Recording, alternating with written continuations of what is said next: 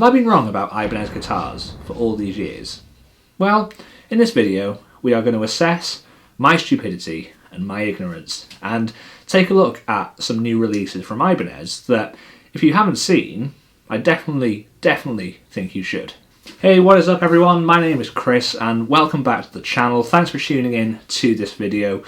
As mentioned, today we are talking about Ibanez. If you're new around here, make sure to hit that subscribe button and make sure to give the video a thumbs up if you enjoy it. So, Ibanez guitars. Well, for the longest time, I associated Ibanez with typically heavier players. When I was growing up and when I was starting guitar, when I was in high school, all of the people who enjoyed metal and kind of harder rock would all have Ibanez guitars. The Gem was really popular. Everybody wanted a Floyd Rose and the highest output pickups that you can find. And that just was not my style at all. I've come from the kind of blues camp, from typically, I guess, mellower music and just high output humbuckers. They just weren't something that I was particularly interested in. So when I was starting my musical journey on guitar, I was looking at Strats and Tellys, and probably as heavy as it got was looking at Les Pauls and things with more traditional humbucker configurations. And I think that stereotype just kind of stuck with me for years and years. I just never even bothered looking at Ibanez because I just thought, well, it's just not my style. But as the years have gone by, and especially over the last few months, it's made me really think about reconsidering. Now, I guess the first range of guitars from Ibanez that made me reconsider and think about revisiting the brand were the kind of arch top and semi-hollow guitars that they made, and they have been making for the last few years. I knew a few people who played them and they always had really good things to say, and they looked fairly traditional. They weren't, all of these really weird, pointy, bright coloured guitars that just not really my style. And now if we fast forward to literally this week, something has happened that I just did not see coming at all. My favourite guitarist right now, or definitely one of my favourite guitarists over the last few years, Josh Smith, has now come out with his own signature Ibanez guitar. I mean, really? Now, for you guys who aren't familiar with Josh, he is predominantly a kind of blues guitarist, but he incorporates a lot of country and jazz into his playing, and he's always traditionally played Telecasters. His main guitar for the longest time was a Telecaster, and it was made by Chapin out in California, and it's just really traditional. It's about as traditional as you can get without actually buying a Fender Telecaster. So for him to come out and reveal this partnership with Ibanez was just definitely something that I didn't see coming. I definitely thought that Josh deserved his own collaboration and his own signature guitar because he's definitely an influential player and he's just such a real kind of custodian of the instrument. He is definitely inspiring a lot of people. But when I was picturing manufacturers that he would be a good fit with, I never in a million years would have put Ibanez in that list. Now, he did a live stream over on his YouTube channel a few days ago, and if you haven't seen that, I will link it in the description. But he talks about the kind of conception of this idea with Ibanez, and he goes through some tones, and he talks about, the features and how the guitar came together.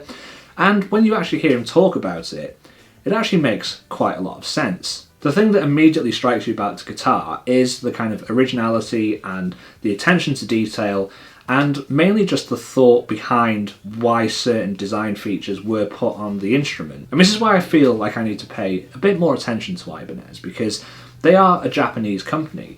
Japan has had the longest history of just making the very best things in the world in all kinds of different industries.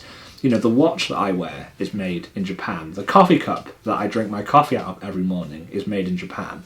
Over the last few years, I've just had a massive appreciation for Japanese design and culture. Now, the model that Josh has is called the Flat 5, and it's going to be a line of guitars that, it's going to be mass produced. It's going to be accessible to everybody. These aren't limited edition guitars by any means, but the way that they've been built definitely could make you think otherwise.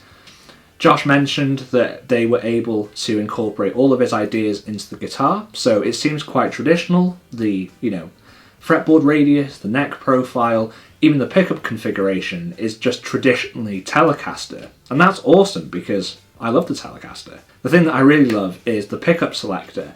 Now, if anyone has ever played a traditional Telecaster, then you might know that the pickup selector is always in the most awkward place, and it's not the easiest place to access if you're looking to, switch pickups halfway through a solo.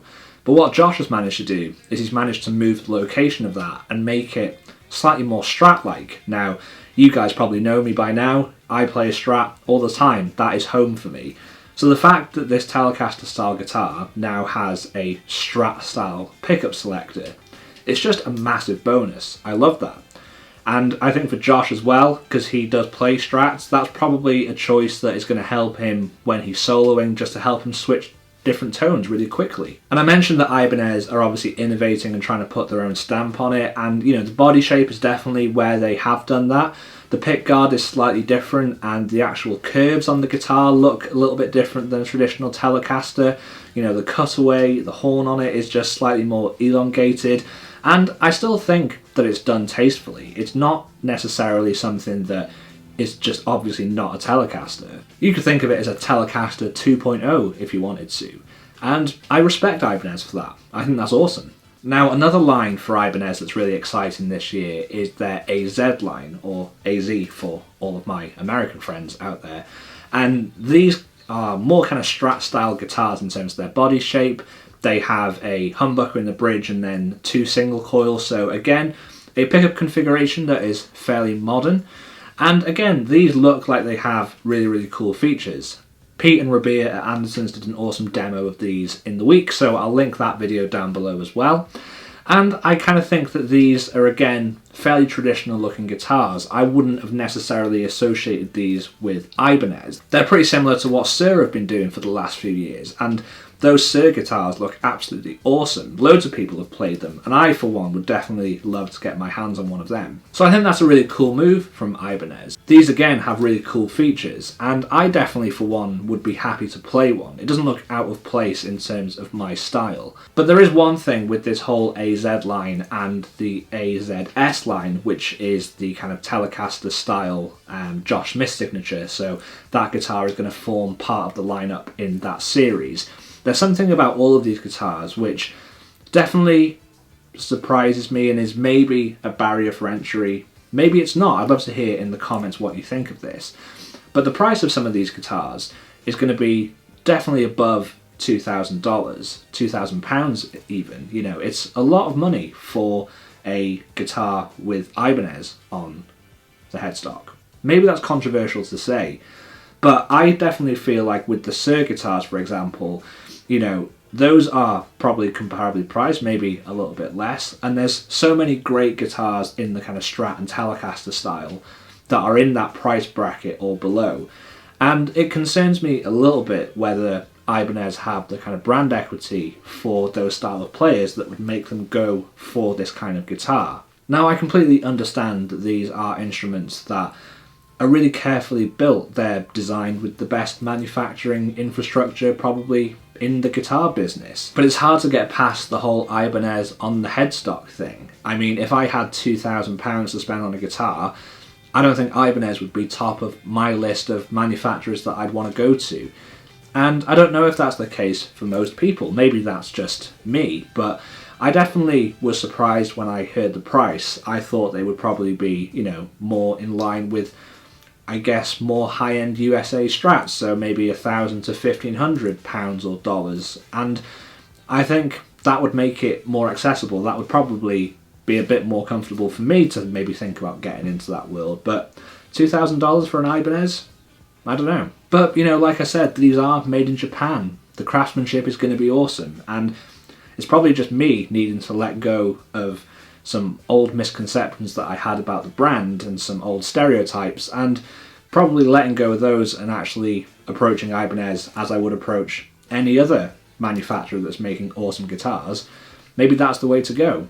I would love to hear your thoughts down in the comments. I'm sure you guys have probably seen the news about these new guitars from Ibanez, and I wonder what your thoughts are on the brand. Are you an Ibanez fan? Are you a bit like me, who has never really considered them, but now might be thinking about taking a look? Let me know. It'd be awesome to hear from you guys. Anyway, that's it for today. Just a brief look at some of the new guitars from Ibanez. I hope you enjoyed the video. Again, make sure to subscribe, and I will see you all in the next one.